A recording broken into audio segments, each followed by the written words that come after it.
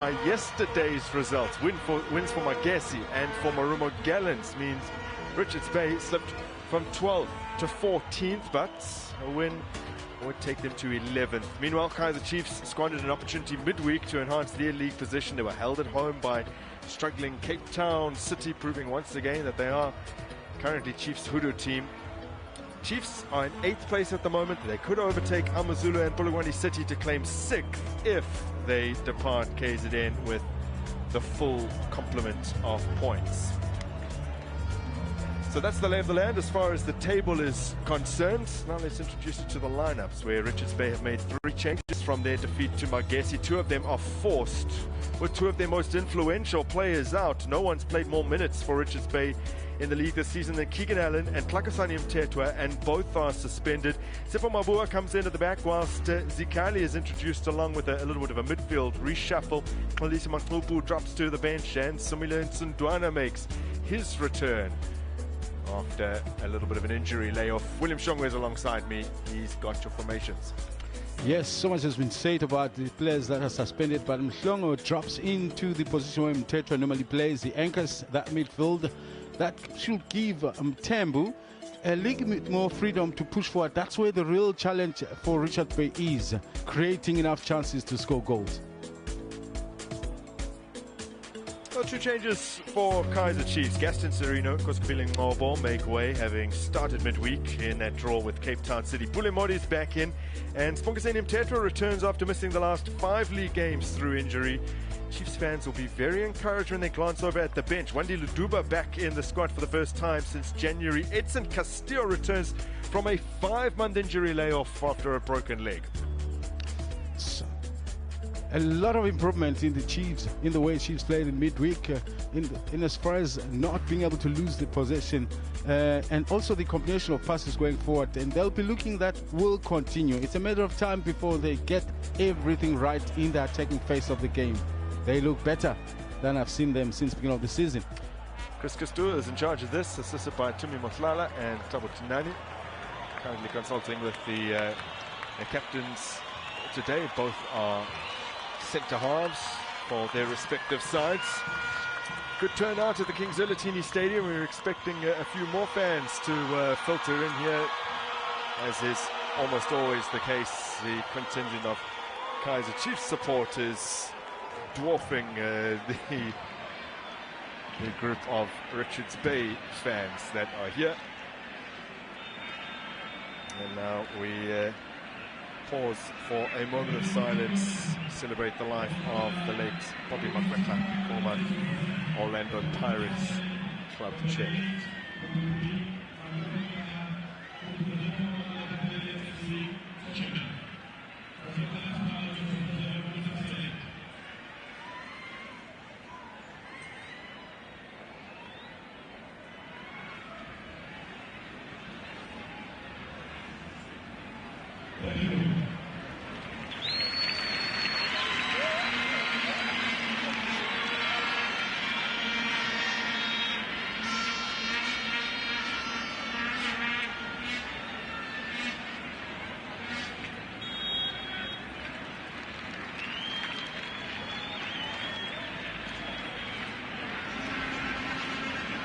So there have been such tight margins over the previous 5 league meetings between these sides. Never more than a single goal in it when they cross paths. Chiefs have shaded this time 4 times. Richards Bay with these solid additions. He's missed 5 games through suspension. He is currently the team's top scorer with 3. He did get 1 against Kaizer Chiefs when they met late in November. It was a mere consolation though, as we are underway here at the Zwelithina Stadium. And the first bit of play sees Spiro Mtaneka without his regular centre-half partner Keegan Allen. Thumped that one into touch. So William Shongwe, it's difficult to ignore, of course, the major absentees for the Natal Rich Boys today. Keegan Allen had only missed 1 league game this season. Before today, he started 20.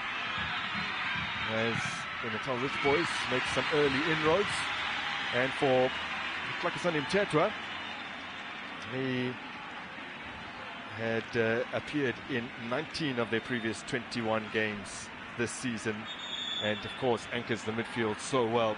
There's an early problem here for Edmilson Dove, a man who's now starting his fifth game in succession after returning from that lengthy injury layoff. Let's have a look at how it happened.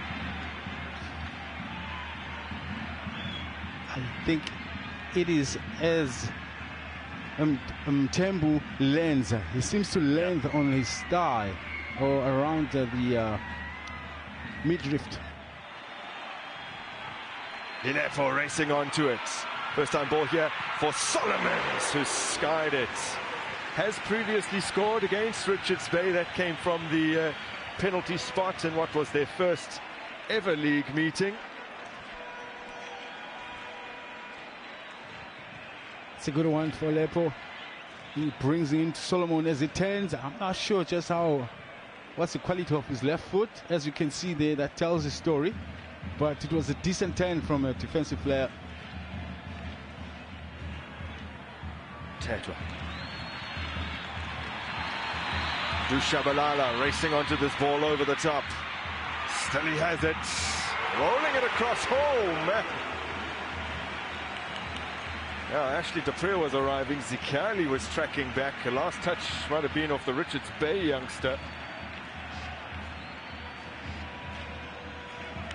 It's a great ball to find Shabalala on here, but maybe he spends a little bit too much time on the ball, but does well to keep it away from the defender, but just enough bodies to be able to clear that ball centrally. Dylan Solomons again.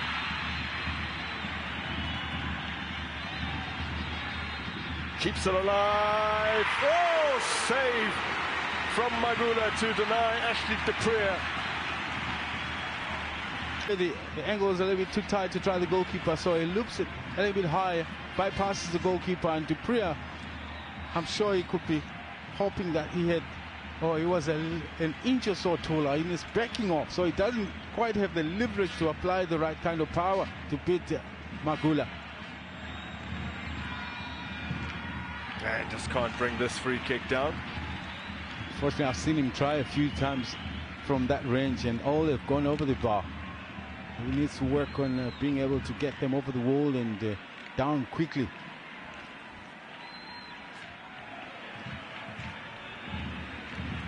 Pulemori now for Kaizer Chiefs. Space for Taylor in the midfield. Drives the ball to the feet here of Dylan Solomons. Cross from deep, or break kindly here for Modi. Lashes it towards goal, straight at Magula. Great goalkeeping. Tighten the angle a little bit.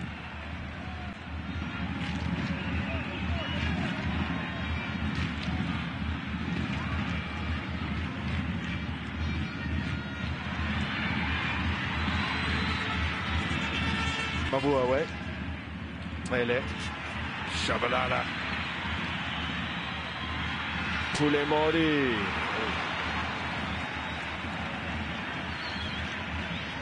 Unfortunately, once again, there's not going to be so much if Modi is going to be breaking through the wide ways that he'll be expected to deliver to the box. The quality will also be lacking because he's not a left-footed player. It's a cutback where I think I've seen him does better. Kaizer Chiefs this season total, only Sundowns and Pirates have more, but a shot conversion rate under 10%, which is only the 9th best in the division. So I don't know if that's painting a picture for you, William, as there's some concern over Nsundwana, but they get forward a lot, they create a lot of chances, they have a lot of shots, and they're not scoring nearly as much as they should be. But very little saves. Straight down the tunnel for Nsundwana, who, oh man, he appears to have badly jarred his knee, which has been an issue for him, and has been out for a little while now. Links up with Ashley Dupree. Kaizer Chiefs have numbers forward. Dushabalala setting it for Mori. Improvised with the shots, and in the end, easy pickings for Magula. sure why the lack of power, because that ball drops right in front of him and he's coming, running in. That should have helped generate power, but also I think he uses the wrong foot. Yeah, this year, and they are holding Amakosi currently. It is goalless after 45 at the Zwelithina Stadium. Working for Mtembu, who's clipped on the edge of the area.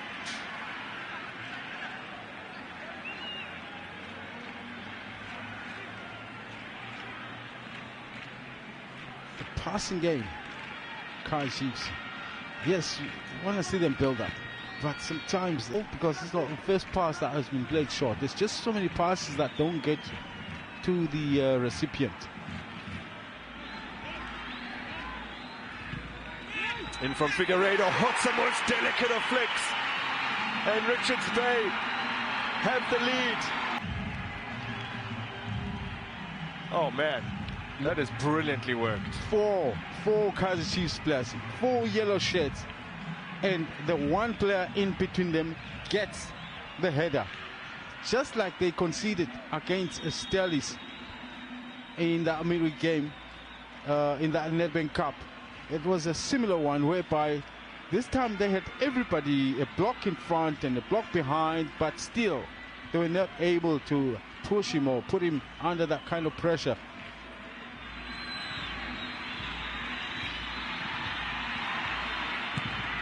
Oh, Salim Magula makes the save. Lilepo arriving late to strike it, and Mbuthuma looking to profit from the follow-up, but gobbled up by the Ugandan at the second time of asking.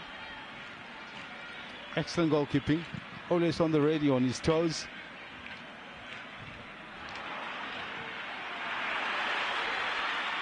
Now up the other end, Mbuthuma. The angle against him, he was just trying to force it into the area where Gcaba was arriving. A corner to come though.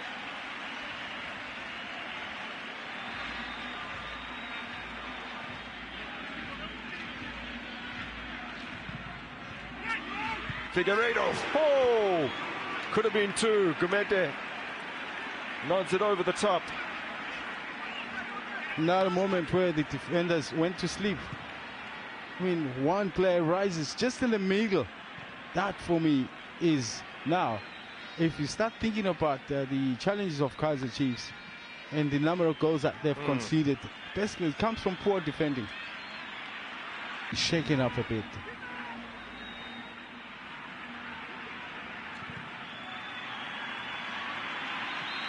Look at that ball, brilliant.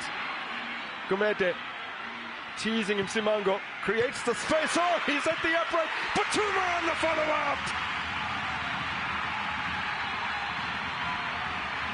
Richards Bay had their cushion.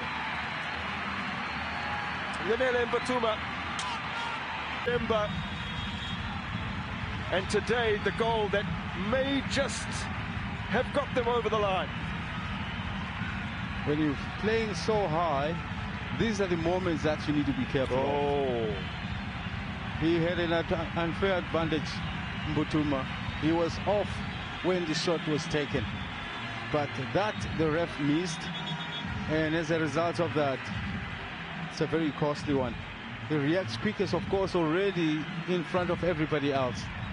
Should have been picked up by the man on this near side. It wasn't.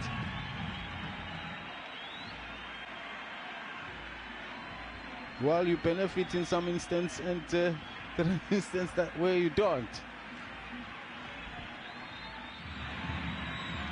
Fundo Vilagazi needs to get the ball in. Oof. Justin Sereno striking it on the full.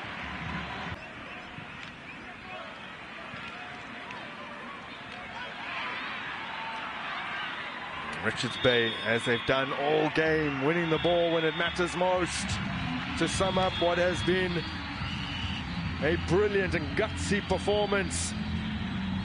And after 90 minutes, the Natal Rich boys up into 11th as they get a 2-0 win over Kaizer Chiefs.